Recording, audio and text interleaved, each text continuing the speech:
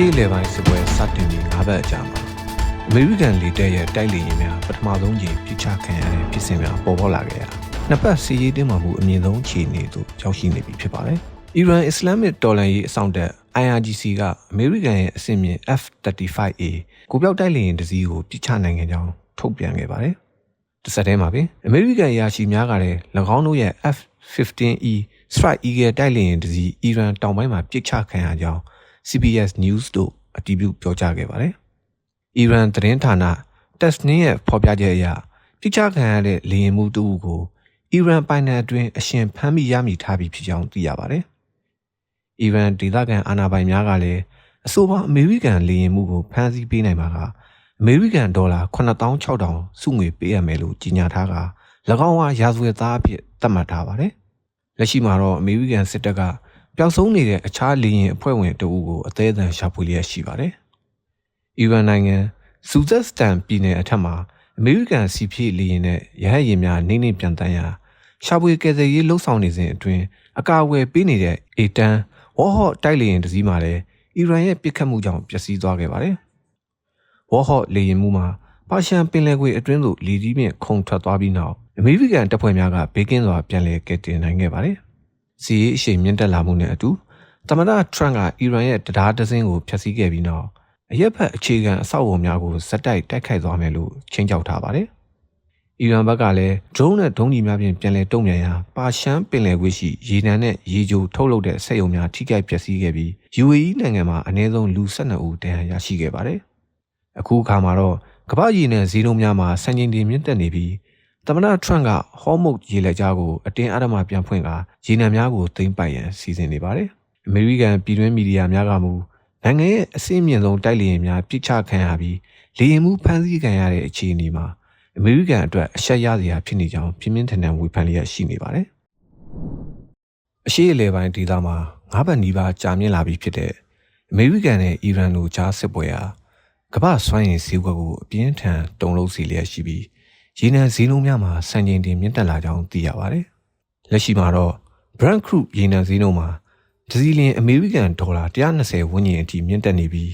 WTI crude မှာလည်းတစ်စီလျင်ဒေါ်လာ130ကျော်အထိရောက်ရှိနေပါတယ်။ဒီဈေးနှုန်းတွေဟာစစ်ပွဲမတိုင်မီကာလကထက်50%ခန့်မြင့်တက်လာခဲ့ပြီဖြစ်ပြီးပြီးခဲ့တဲ့ဧပြီလ2ရက်နေ့ကသမ္မတထရန့်ရဲ့အီရန်ကိုပြင်းပြင်းထန်ထန်တိုက်ခိုက်မယ်ဆိုတဲ့မိန့်ခွန်းကြောင့်ဈေးကွက်အတွင်းစိုးရိမ်မှုများမြင့်တက်ကတရအတွင်း10%ခန့်ရုတ်တရက်ထပ်မံခုန်တက်သွားခဲ့ခြင်းဖြစ်ပါတယ်။ကမ္ဘာရေနံတင်ပို့မှုရဲ့20%ကျော်ဖြတ်တန်းရာဟော်မုတ်ရေလက်ကြားပိတ်ဆို့ခံရနိုင်ခြေရှိခြင်းမှာရေနံဈေးကိုတွန်းတင်နေတဲ့အဓိကအချက်ဖြစ်ပါတယ်။သမ္မတထရန့်ကတောက်ကြနေမှာ၎င်းအနေဖြင့်ရေလက်ကြားကိုအတင်းအဓမ္မပြန်လည်ဖွင့်လှစ်ပြီးရေနံများကိုသိမ်းပိုက်ရန်စီစဉ်နေကြောင်းပြောကြားခဲ့တော့လေပင်လယ်ပြင်အတွင်းစီရေးရအားပြိုင်မှုများကြောင့်သမော်လိုင်းများပြတ်တောက်နေရပါတယ်။စွမ်းရည်ဈေးနှုန်းမြင့်တက်လာမှုကြောင့်အာရှနိုင်ငံများတွင်မှရိုက်ခတ်မှုများပြင်းထန်နေပါတယ်။ကုလသမဂ္ဂလုံခြုံရေးကောင်စီမှပဋိပက္ခရပ်စဲရေးအတွက်မဲခွဲဆုံးဖြတ်မှုများပြုလုပ်နေတော့လေ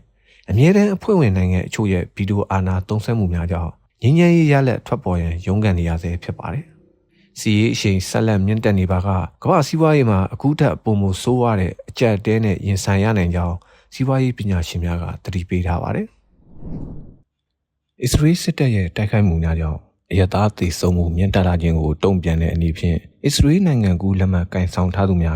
အင်ဒိုနီးရှားနိုင်ငံအတွင်းသို့ပြည်ဝင်ခွင့်လုံးဝပိတ်ပင်ရန်ဂျကာတာပြည်နယ်လွှတ်တော်အမတ် DPRD တူဦးဖြစ်သူအာတ်မတ်ဂျန်နီကဗဟိုအစိုးရကိုမနေ့ကတိုက်တွန်းလိုက်ပါတယ်။လက်ရှိမှာတော့အစ္စရေးနဲ့အင်ဒိုနီးရှားအကြားတရားဝင်တန်တမန်ကူးတန်းရေးမရှိတော့လေအစ္စရေးနိုင်ငံသားအချို့ကအခြားသောပြည်သားအမျိုးအစားများဖြင့်ဝင်ရောက်လာနိုင်ခြေရှိတဲ့အတွက်အစိုးရအနေဖြင့်ပြည်ဝင်ခွင့်လုံးဝပိတ်ပင်ခြင်းကိုတရားဝင်ထုတ်ပြန်တင်ကြောင်းအမတ်ဖြစ်သူအာတ်မတ်ဂျန်နီကဆိုပါတယ်။အစ္စရေးရဲ့လုပ်ရများမှာနိုင်ငံတကာဥပဒေများကိုချိုးဖောက်နေပြီးလူသားမျိုးနွယ်အပေါ်ကျူးလွန်တဲ့ရာဇဝတ်မှုများဖြစ်တဲ့အတွက်အင်ဒိုနီးရှားအနေဖြင့်၎င်းရဲ့အချုပ်အခြာအာဏာကိုအသုံးပြုပြီ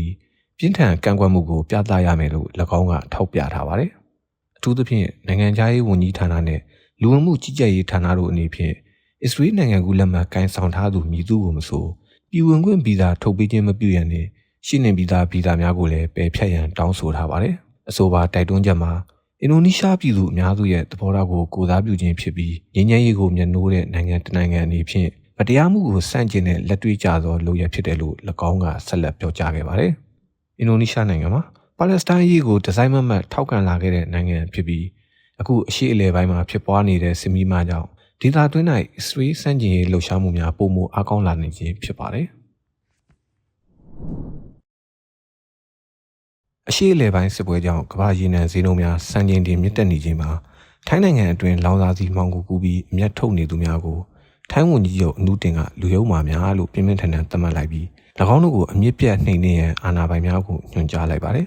။ထိုင်းနိုင်ငံတောင်ပိုင်းဆူရတ်ဌာနီပြည်နယ်ရှိရေနံသိုလှောင်ရုံ6ခုသို့ပို့ဆောင်တဲ့လမ်းကြောင်းမှာလောင်စာဆီလီတာပေါင်း58တန်းကျော်မတင်ကားပွဲပျောက်ဆုံးနေကြောင်းထိုင်းအစိုးရကထုတ်ပြန်ပြောကြားလိုက်ပါတယ်။ဒီဖြစ်စဉ်ဟာနိုင်ငံတော်ရဲ့စွမ်းအင်လုံခြုံရေးကိုထိခိုက်စေတဲ့အတွက်အထူးစုံစမ်းစစ်ဆေးရေးဦးစီးဌာန DSI ကအထူးအမှုဖြစ်သတ်မှတ်ပြီးစတင်စုံစမ်းနေပြီဖြစ်ပါတယ်။တရားရေးဝန်ကြီးရုတဖွန်နာဝရရဲ့အဆိုအရပြီးခဲ့တဲ့မတ်လအတွင်းမှာရေနံညက်စက်ရုံကနေစူရတ်ဌာနီစိတ်ကမ်းကိုရေနံတင်သမောတွေနဲ့96ကြိမ်တင်ပို့ခဲ့တာပါ။စီရင်အရလောင်စာဆီလီတာ281တန်းထွက်ခွာခဲ့ပြီးမဲ့စိတ်ကမ်းကိုအမှန်တကယ်ဆိုက်ရောက်လာတာကတော့လီတာ160တန်းပဲရှိခဲ့ပါတယ်။ဒါကြောင့်လန်ခီမှာလီတာ58တန်းဟာအကြောင်းမဲ့ပျောက်ဆုံးနေတာဖြစ်ပါတယ်။ဒီပမာဏဟာထိုင်းနိုင်ငံရဲ့တရက်တာဒီဇယ်သုံးစွဲမှုပမာဏနဲ့ညီမျှနေတာကြောင့်အာဏာပိုင်တွေကအလွန်စိုးရိမ်နေကြပါတယ်။စုံစမ်းစစ်ဆေးသူတွေကတော့ DC တွေကိုပင်လယ်ပြင်မှာတင်တခြားသမောတွေနဲ့လွှဲပြောင်းပြီးပြပကိုမှောင်ကိုထုတ်တာဒါမှမဟုတ်စစ်ပွဲကြောင့်စီစေးတက်လာခြင်းမှာပြန်ရောင်းဖို့အတွက်တရားမဝင်တူလောင်ထားတာဖြစ်နိုင်တယ်လို့ယူဆနေပါတယ်။ဒီဖြစ်စဉ်နဲ့ပတ်သက်ပြီးဝန်ကြီးချုပ်အနုတင်ကလည်းအပြင်းထန်ဆုံးသတိပေးချက်ထုတ်ပြန်လိုက်ပါတယ်။အရှေ့လေပိုင်းစစ်ပွဲကြောင့်ပြည်သူတွေကုန်စည်နှုန်းကြီးမြင့်မှုဒဏ်ခံနေရချိန်မှာအခုလိုလောင်စာဆီမှောင်ခိုကူးသူတွေကိုလူယုံမာများလို့ဝန်ကြီးချုပ်ကတိုက်ရိုက်သုံးပြောဆိုခဲ့ပါတယ်။ဝန်ကြီးချုပ်ကဒီလိုလူတွေဟာနိုင်ငံတော်ကိုတစ္ဆာပေါက်နေကြတာဖြစ်ပြီးသူတို့ကိုအမြင့်ပြတ်နှိမ်နင်းသွားမယ်လို့ဆိုတာရဲတပ်ဖွဲ့နဲ့ DSI ကိုအမြန်ဆုံးဖမ်းဆီးအရေးယူဖို့ညွှန်ကြားထားပါတယ်။ဖမ်းဆီးရမိတဲ့မှောင်ခိုသမားများကိုအမြင့်ဆုံးပြစ်ဒဏ်များချမှတ်သွားမယ်ဖြစ်ပြီး၎င်းတို့နဲ့ဆက်နွယ်နေတဲ့လုပ်ငန်းလိုင်စင်များကိုလည်းထာဝရပယ်ဖျက်သွားမယ်လို့ဝန်ကြီးချုပ်ကအတည်ပြုပြောကြားခဲ့ပါတယ်။လက်ရှိမှာတော့သက်ဆိုင်ရာရေနံကုမ္ပဏီတွေနဲ့သမောပိုင်ရှင်တွေကိုခေါ်ယူစစ်ဆေးနေပြီးမသင်္ကာဖွယ်လမ်းကြောင်းလွှဲခဲ့တဲ့သမောတွေကို GPS စနစ်ကနေတဆင့်ပြန်လည်ခြေရာခံနေပြီဖြစ်ပါတယ်။ပျောက်ဆုံးနေတဲ့လီတာ58တန်းမှာထိုင်းနိုင်ငံရဲ့တရက်တာဒီဇယ်သုံးစွဲမှုပမာဏလီတာ90ခန့်နီးပါးရှိနေသဖြင့်အလွန်ကြီးမားတဲ့ဆုံးရှုံးမှုဖြစ်ကြောင်းဘန်ကောက်ပို့စ်ကဖော်ပြထားပါတယ်။ကမ္ဘောဒီးယားနိုင်ငံအတွင်းအွန်လိုင်းငွေလိမ်လည်မှုစင်တာများစကန်စင်တာများနဲ့ပတ်သက်ပြီးနိုင်ငံတကာရဲ့ဖိအားပေးစစ်ဆေးမှုများရှိလာပြီးနောက်ကမ္ဘောဒီးယားလွှတ်တော်ကစိုက်ဘာရာဇဝတ်မှုဆိုင်ရာဥပဒေကြမ်းကိုမနေ့ကတင်ကြီးတင်ရွတ်တဲ့အတည်ပြုလိုက်ပြီးဖြစ်ပါတယ်